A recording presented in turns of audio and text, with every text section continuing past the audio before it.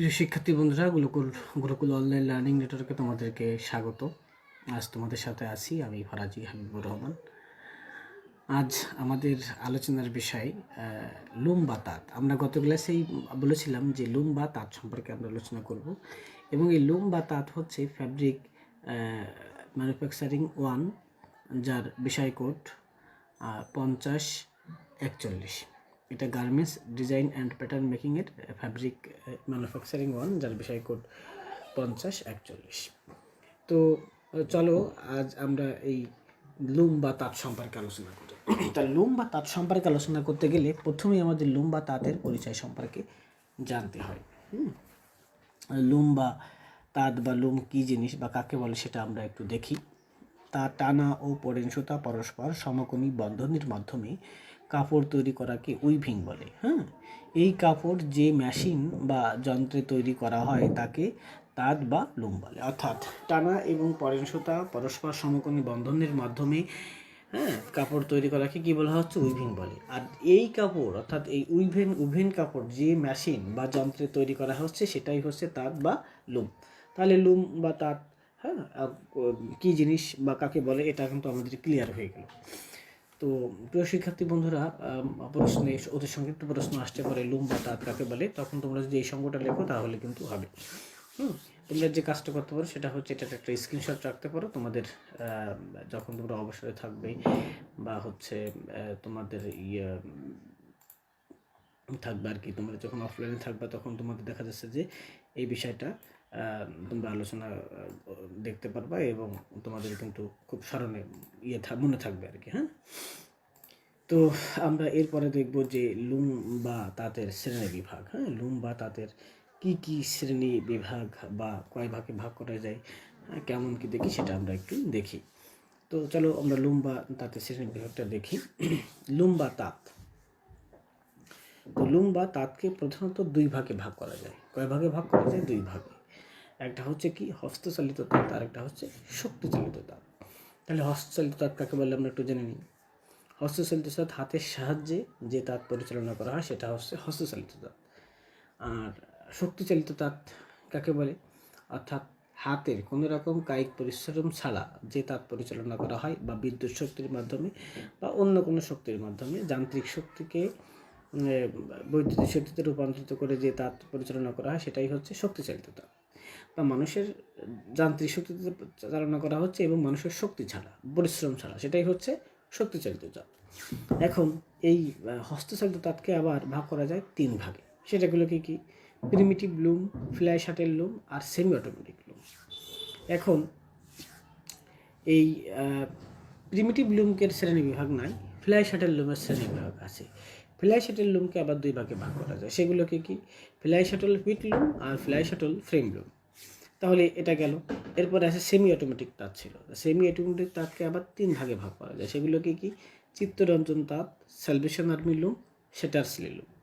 তাহলে এই যে তাঁতের যে শ্রেণী বিভাগ এটা আমরা দেখলাম।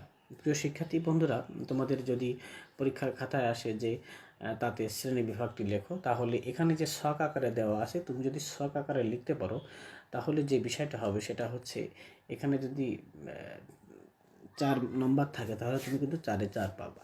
এই কারণে ছক আকারে লেখাটা খুবই জরুরি।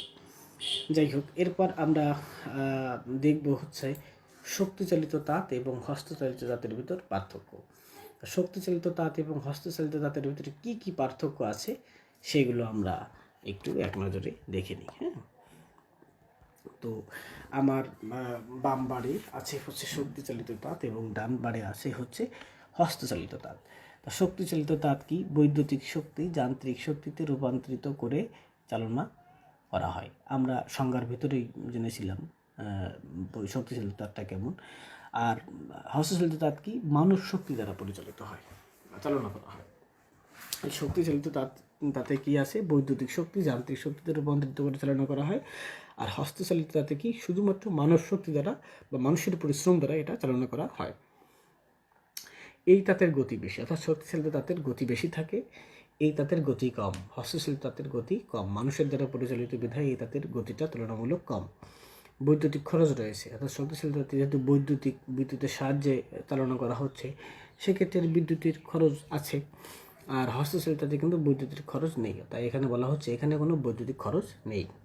যান্ত্রিক কোনো সমস্যা না থাকলে শ্রমিকের দক্ষতা ছাড়াই কাপড় ভালো হয়, অর্থাৎ যদি তাঁতের কোনো যান্ত্রিক কোনো সমস্যা না থাকে তাহলে শ্রমিক, যদি অদক্ষ শ্রমিকও এখানে ব্যবহার করা হয় তাহলেও কিন্তু কাপড়ের যে দক্ষতা, সেই দক্ষতাটা কিন্তু ভালো হয়, ভালো কাপড় পাওয়া সম্ভব।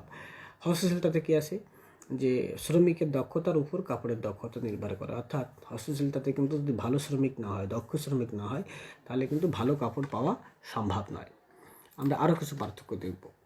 প্রতি ঘন্টায় উৎপাদন খরচ অনেক বেশি, অর্থাৎ শক্তিশিল্পতে কিন্তু ঘন্টা প্রতি উৎপাদন খরচ বেশি থাকে, আর ঘন্টা প্রতি উৎপাদন খরচ অনেক কম। যেহেতু এখানে বৈদ্যুতের খরচ নেই, মেশিনের পার্টসের খরচ নেই, এই কারণে উৎপাদন খরচটা তুলনামূলক কম। মেশিনের দক্ষতা অনেক বেশি, অর্থাৎ হস্তশিল্পের মেশিনের দক্ষতা বেশি থাকে, মেশিনের দক্ষতা তুলনামূলক কম, যেহেতু এটা মানুষ নিয়ন্ত্রণ করে এবং এই মেশিনের দক্ষতা তুলনামূলক কম। উৎপাদন খরচ কম। আবার বৈদ্যুতিক ইয়েতে কিন্তু মেশিনে কিন্তু বা তাতে কিন্তু উৎপাদন খরচ কম হয় আর উৎপাদন খরচ বেশি হয়। হস্তশিল্পতে কিন্তু উৎপাদন খরচ বেশি, রক্ষণাবেক্ষণ খরচ বেশি থাকে, যেহেতু শক্তিশীল তাঁতের অনেক যন্ত্রাংশ মূল্যবান, বেশি মূল্যবান, এই কারণে এটা যদি রক্ষণাবেক্ষণ করতে হয় তাহলে কিন্তু এর খরচ বেশি পড়ে আর রক্ষণাবেক্ষণ খরচ কম। হস্তশিল্প তাঁতের যন্ত্রাংশ অনেক কম এবং এটা মানুষ দ্বারা নিয়ন্ত্রিত হয়, এটার যে যন্ত্রাংশ সেগুলোর মূল্যও কম, এই কারণে রক্ষণাবেক্ষণ খরচও কম। গতি বেশি থাকার কারণে শব্দ অনেক বেশি, অর্থাৎ শক্তিশীল তাঁতের গতি বেশি থাকে এবং এর শব্দও অনেক বেশি থাকে, আর শব্দ তুলনামূলক কম থাকে কারণ এর গতি কম, শব্দও কম। মানবীয় শক্তি খরচ হয় না, অর্থাৎ শক্তিশিল্পতে মানুষের কোনো শক্তি খরচ হয় না, আর মানবীয় শক্তি খরচ হয়, অর্থাৎ মানুষের দ্বারাই যেহেতু পরিচালিত হস্তশিল্প তাঁত, সেক্ষেত্রে মানুষের শক্তি ছাড়া এটা সম্ভব নয়, তাই এখানে মানবীয় শক্তি খরচ হয়। তো আজকের আলোচনার বিষয় ছিল আমাদের লুম বা তাঁত। হ্যাঁ, তো আজকের ক্লাসে আমরা কী কী শিখলাম সেগুলো একটু দেখি। আমরা প্রথমে শিখেছি লুম বা তাঁত এর পরিচয়, 2 নম্বর শিখেছি লুম বা তাঁতের শ্রেণী বিভাগ, আর আমরা 3 নম্বর শিখেছি শক্তিশালী তাঁত এবং হস্তশিল্প তাঁতের ভিতর পার্থক্য।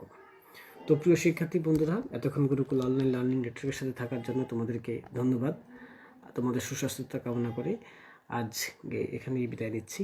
ধন্যবাদ সবাইকে।